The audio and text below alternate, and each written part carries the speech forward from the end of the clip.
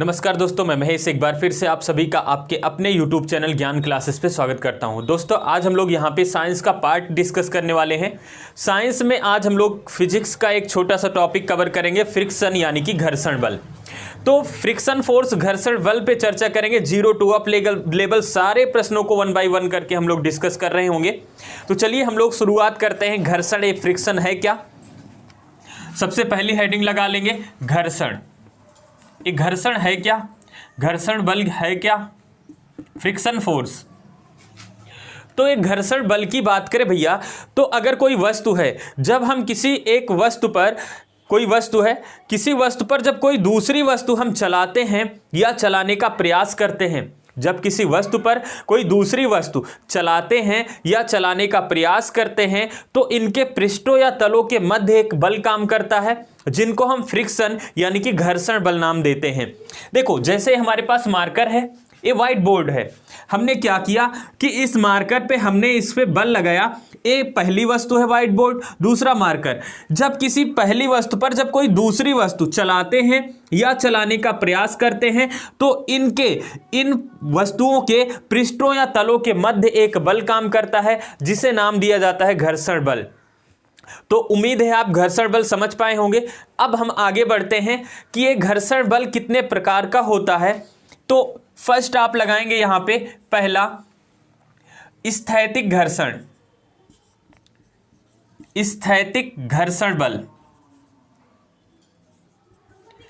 स्थैतिक घर्षण बल, इसको इंग्लिश में बोलेंगे स्टैटिक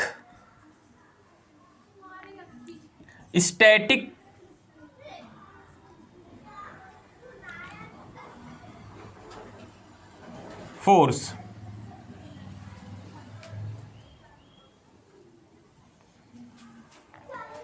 ठीक है, अब देखो स्टैटिक्स फोर्स हो गया। अब इसमें क्या होगा कि जब हम किसी वस्तु पर बल लगाते हैं, तो वह वस्तु अपने स्थान से ना हिले ना खिसके, तो इन दोनों वस्तुओं के पृष्ठों या तलों के मध्य कौन सा बल काम करेगा? स्थैतिक। जैसे देखो, आप गांव में देखे होंगे, जो भौतिक है, हम फिजिक्स की बात करें, भौतिक विज्ञान की बात करें, तो अपने अगर जीवन से रिलेट करके चलोगे तो चीज़ें बहुत आसानी से समझ में आ रही होंगी। आप कभी अपने गांव में ट्रैक्टर को धक्का लगाए हो?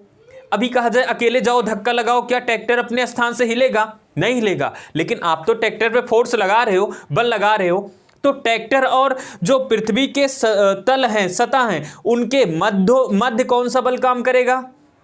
स्थैतिक घर्षण बल। यानी कि जब हम किसी वस्तु पे धक्का लगाएं और वह वस्तु अपने स्थान से ना हिले ना खिसके, तो उन दोनों वस्तुओं के तलों या पृष्ठों के मध्य कौन सा बल काम करेगा? तो स्थैतिक घर्षण बल काम करेगा। इतनी बातें समझ आई। उम्मीद है आप स्थैतिक घर्षण बल समझ पाए होंगे। दूसरा यहां पे पॉइंट आता है आपका सर्पी घर्षण बल। सर्पी घर्षण बल, ठीक है। इस सर्पी घर्षण बल क्या है? सर्पी घर्षण बल क्या है? तो देखो, ये जो सर्पी घर्षण बल है, इसमें क्या होता है कि हम किसी वस्तु पर बल लगाएं, फोर्स लगाएं, और वह पहली वस्तु जो है दूसरी वस्तु पहली वस्तु पर सरकती हुई, खिसकती हुई जाए, तो इन दोनों वस्तुओं के तलों या पृष्ठों के मध्य कौन सा बल काम करेगा? सर्पी घर्षण बल काम करेगा। जैसे बचपन में आप झूला झूले होंगे, वो सरकने वाला झूला, वो झूला नहीं देखे होंगे, सरकने वाला झूला। तो वहां पे बच्चे क्या होता है, झूले पे ऊपर खूब ऊंचाई पर चढ़ते हैं और उस पे सरकते हुए जाते हैं। तो बच्चे और उस झूले की सतह के बीच कौन सा बल काम कर रहा होगा? तो वहां पे जो बल काम कर रहा होगा उसको नाम देंगे सर्पी घर्षण बल। यानी कि हम इसमें क्या करते हैं कि एक वस्तु पर बल लगाएंगे तो दूसरी वस्तु जो होगी, पहली वस्तु जो होगी दूसरी वस्तु पर क्या होगी? सरकती हुई जाएगी। यानी कि जैसे हम कह सकते हैं कि यहां पे बच्चे झूला झूलते हैं सरकते हुए, देखते होंगे ना, तो क्या होगा? इन दोनों तलों या पृष्ठों के मध्य कौन सा बल काम करता है? तो सर्पी घर्षण बल काम करता है। समझ पाए?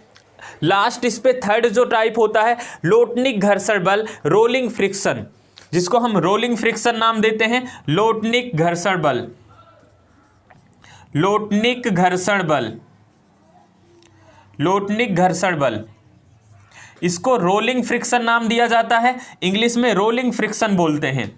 अब ये रोलिंग फ्रिक्शन है क्या? ये लोटनिक घर्षण बल है क्या?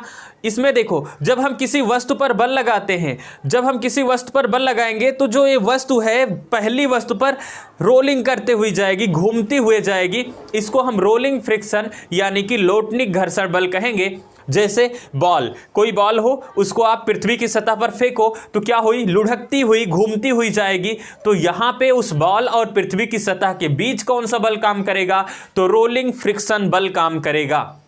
रोलिंग फ्रिक्शन घर्षण बल यानी कि लोटनिक घर्षण बल काम करेगा। समझ पाए इतना? अभी देखो, कोई सिलेंडर है, कोई भी चीज, मैं मार्कर को ऐसे फेंकूं तो भी ये रोलिंग करेगा, लोटनिक घर्षण बल यहां पे काम करेगा। अच्छा, जिस सतह पर घूमेगा मार्कर, अब उन सतह और मार्कर के बीच, इनके पृष्ठों और तलों के बीच कौन सा बल काम कर रहा होगा? तो आप कहोगे लोटनिक घर्षण बल यानी कि रोलिंग फ्रिक्शन काम कर रहा होगा। बात आई समझ में? अब हम यहां पे घर्षण बल के उदाहरण लेते हैं। तो पूछा जाता है कि जो टायर होते हैं वो खुरदुरे क्यों बनाए जाते हैं? तो भैया, टायर खुरदुरे इसलिए बनाए जाते हैं ताकि उनके सड़क और टायर के बीच घर्षण बल ज़्यादा हो, जो दुर्घटना को कम करेगा। तो इसीलिए टायर क्या होते हैं? खुरदुरे बनाए जाते हैं ताकि उनके बीच घर्षण बल ज़्यादा लग सके। बात आई समझ में?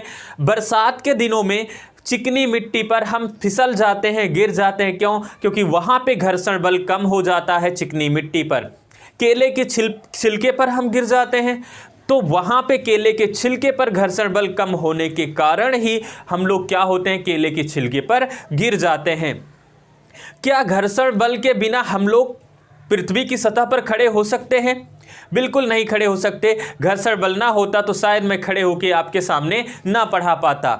ठीक है, घर्षण बल के कमी के कारण ही हम केले के छिलके और चिकनी मिट्टी पर फिसल जाते हैं, गिर जाते हैं। जो आपके हील होते हैं, स्लीपर होते हैं, चप्पल होते हैं या जूते होते हैं, उसमें जो हील होते हैं वो क्या होते हैं? खुरदुरे बनाए जाते हैं। क्यों बनाए जाते हैं? ताकि पृथ्वी की सतह और हील के बीच यानी कि सोल के बीच आपका क्या हो? घर्षण अधिक लग सके, जिससे आप फिसले ना, गिरे ना। बात आई समझ में? तो हमारे जीवन में घर्षण बल का बहुत बड़ा महत्व है। तो उम्मीद है आप फ्रिक्शन को समझ पाए होंगे। छोटा सा टॉपिक था, बहुत सारे इस पे प्रश्न बनते हैं, उदाहरण के तौर पे बनते हैं। पूछा जाएगा कि कोई सिलेंडर है, वो पृथ्वी की सतह पर घूमते हुए जा रहा है, तो सिलेंडर और पृथ्वी की सतह के बीच कौन सा बल काम करेगा? तो आपको बताना है वहाँ पे लोटनिक फ्रिक्शन बल।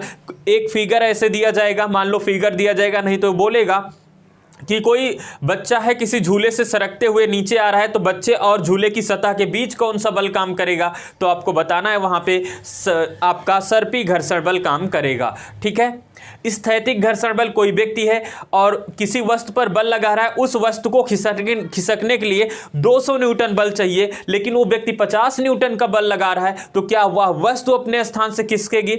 आप कहोगे नहीं खिसकेगी। तो उस व्यक्ति और जो व्यक्ति बल लगा रहा है जिस वस्तु पर, वस्तु और पृथ्वी की सतह के बीच कौन सा बल काम करेगा? तो आप नाम दोगे उसको स्थैतिक घर्षण बल। उम्मीद है आप इसको समझ पाए होंगे। नेक्स्ट वीडियो में इसके आगे मिलेंगे, तब तक के लिए जय हिंद।